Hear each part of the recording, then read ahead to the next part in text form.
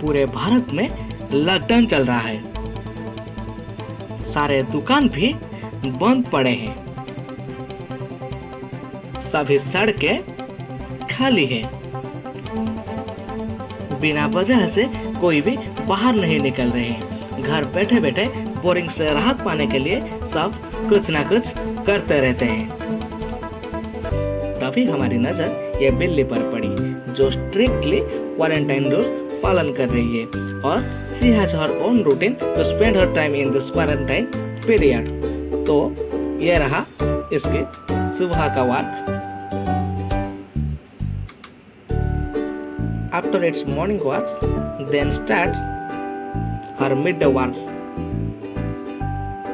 Then it's her night walk.